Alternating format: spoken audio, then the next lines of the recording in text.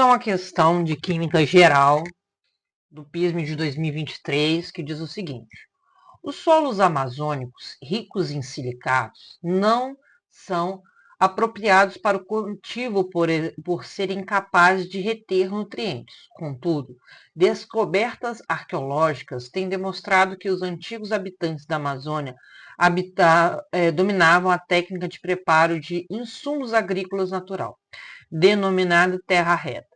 Esse insumo era constituído principalmente de uma espécie de biocarvão obtida pela queima de matéria orgânica como troncos de árvores, pedaços de ossos e esterco, capaz de manter o solo fértil por anos. Admite-se que o efeito do biocarvão na fertilização do solo estava em parte relacionado à presença de grupos orgânicos do tipo carboxilatos em superfície carregada negativamente. Vou marcar essa parte aqui que é importante. Esses grupos atraem íons positivos necessários como nutrientes tais como potássio, cálcio, magnésio, além de micronutrientes como zinco e ferro.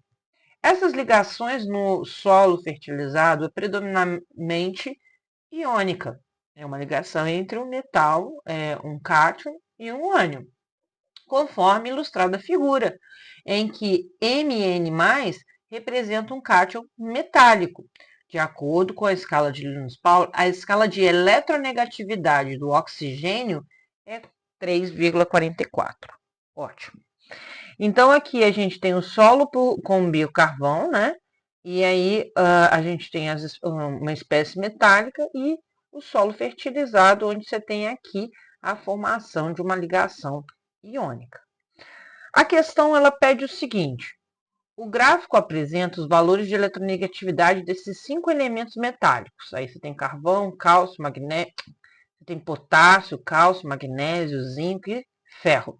E as suas respectivas eletronegatividades, e o cátion que resultará em uma interação de maior caráter iônico é o ânion, e o ânion carboxilato será aquele proveniente do elemento. Então vamos pensar o seguinte, olha só. A gente só teria que fazer uma observação nessa questão para responder, mas vamos aproveitar ela para aprofundar um pouco mais em caráter de ligação. Se eu tiver uma diferença de eletronegatividade da ligação, e essa diferença for igual a zero, eu vou ter uma ligação covalente apolar. É aquela ligação que acontece entre hidrogênio, hidrogênio, oxigênio, oxigênio, cloro, cloro, por exemplo, tá?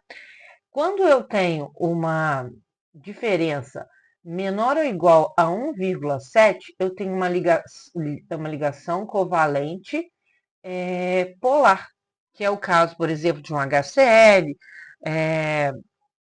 de um HBr, de um H2SO4, tá? Quando a gente tem a diferença de eletronegatividade sendo maior que 1,7, a gente tem uma ligação do tipo iônica, a gente tem um caráter iônico. E quanto maior essa diferença, maior vai ser o caráter iônico da substância.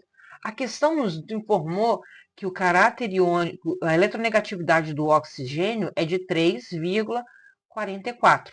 Então, para eu ter grande caráter iônico, eu tenho que ter um baixo valor de eletronegatividade do elemento metálico que está ligado ao oxigênio. Se eu observar a eletronegatividade dos elementos que estão aqui nessa tabela, eu observo que o potássio tem a eletronegatividade mais baixa. O potássio é um metal alcalino, né? Então, espera-se que ele tenha uma eletronegatividade mais baixa, e ele tem.